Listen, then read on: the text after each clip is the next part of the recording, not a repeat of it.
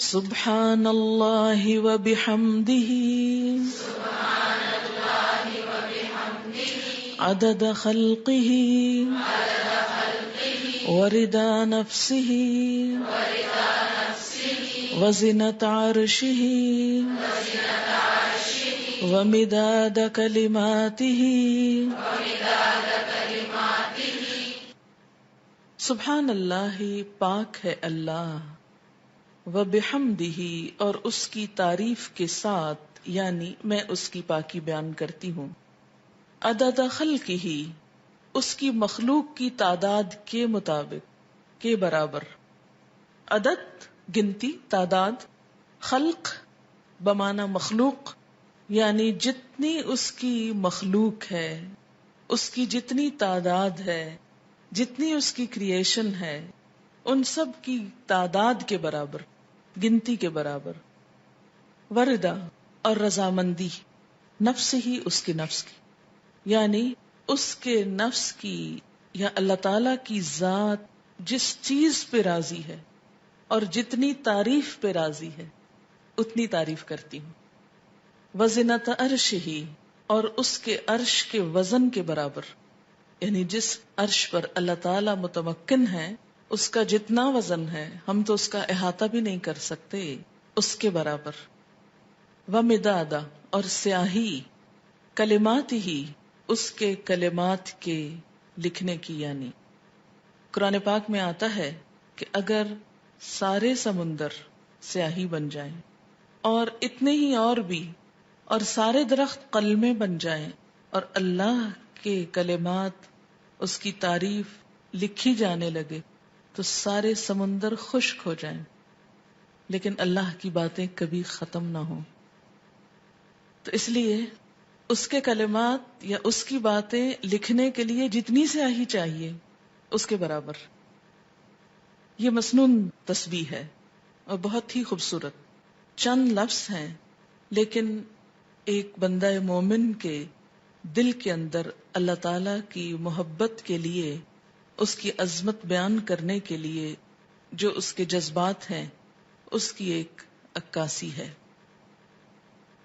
اب دیکھیں کہ اللہ تعالی کی ذات جتنی بلند ہے اور اس میں جتنی خوبیاں ہیں ان کا احاطہ کرنا ہم جیسے کم عقل اور حقیر انسانوں کے لیے ممکن ہی نہیں.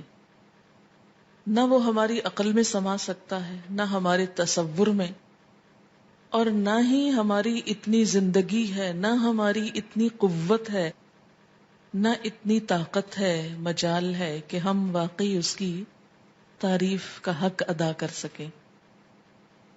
اس کی تسبیح کائنات کی ہر چیز بیان کر رہی ہے. وَإِن مِّن شَيْءٍ إِلَّا يُسَبِّحُ بِحَمْدِهِ، کوئی چیز ایسی نہیں جو اس کی تسبیح نہ کر رہی ہو. وَلَٰكِن لَّا تَفْقَهُونَ تَسْبِيحَهُمْ، لیکن تم ان کی تسبیح کو سمجھتے نہیں ہو.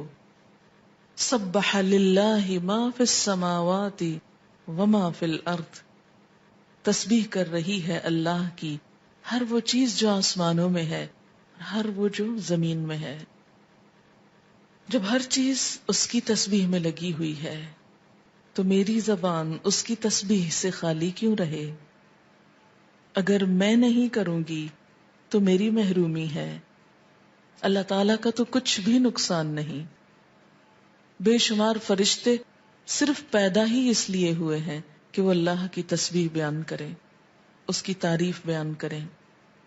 اس لیے تسبیح کرنا سراسر خود انسان کے اپنے فائدے کے لیے ہے.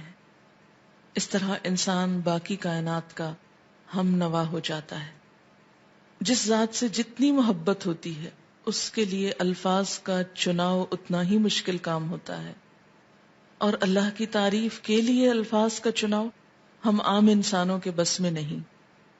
اس لیے ہمیں لازمی طور پر سہارا لینا ہے نبی صلی اللہ علیہ وسلم کے الفاظ کا. تو آپ نے جو الفاظ سکھائے مسنون بھی ہیں اور بہت جامع بھی ہیں. آپ صلی اللہ علیہ وسلم کی یہ خصوصیت تھی کہ انما اوتیت جوامع الکلم، مجھے جامع کلمات عطا کیے گئے ہیں. آپ صلی اللہ علیہ وسلم کی گفتگو کی ایک خوبی تھی کہ کم الفاظ میں بڑی بات کہہ سکتے تھے. تو یہاں بہت کم الفاظ میں بہت خوبصورت طریقے سے اللہ تعالی کی تسبیح بیان کی گئی ہے. تو جب بھی آپ دعا مانگنے لگیں تو اس سے پہلے اگر یہ چند لفظ بول لیں تو دعا کا وزن اور قبولیت اور اس کی خوبصورتی بڑھ جائے گی. اب دیکھیں کہ دعا کے شروع میں اور آخر میں تسبیح پڑھنا اور درود شریف پڑھنا یہ ایسا ہی ہے کہ جیسے کسی کو کچھ دینے کے لیے آپ ایک خوبصورت جیسے گفٹ پیپر ہوتا ہے یا اچھا کوئی برتن ہو سکتا ہے یا کوئی بھی چیز جس میں آپ کوئی چیز ڈال کر دے رہے ہیں. مثلا آپ نے ایک خوبصورت خط لکھا اور گندے سے انویلپ میں ڈال کے دے دیں تو وہ تاثر کیسا ہوتا ہے؟ درست نہیں ہوتا.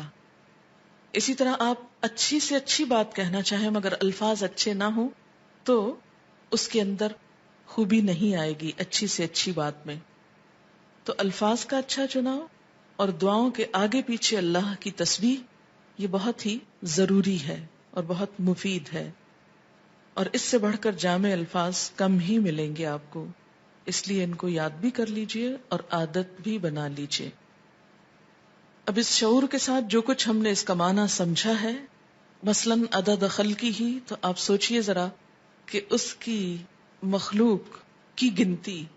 مثلاً کہا یہ جاتا ہے کہ آسمانوں پر جتنے ستارے ہیں اگر ان کو فرضی نام دے دیے جائیں، مثلاً ABCD، تو ان ناموں سے پکارنے میں یا ان کی صرف گنتی کرنے میں 400 ملین سال چاہیے، کیونکہ انسان نمبر ایک تو احاطہ ہی نہیں کر سکتا. اور اگر صرف گننے لگے ان کو، صرف ستاروں کو، ابھی زمین کے ذرات کو نہیں، ریت کے ذرات کو نہیں، اگر آپ میں سے ہر ایک کو پورا کراچی شہر مثلاً سمندر کے کنارے پہنچ جائے اور ایک ایک گلاس ریت کا اٹھا کر اس کو دے دیا جائے ہر شخص کے کہ اس کے ذرات گنو، تو میرا خیال ہے کہ صرف وہ ذرے گننے میں اس کو کئی سال لگ جائیں، ایک عمر بیت جائے.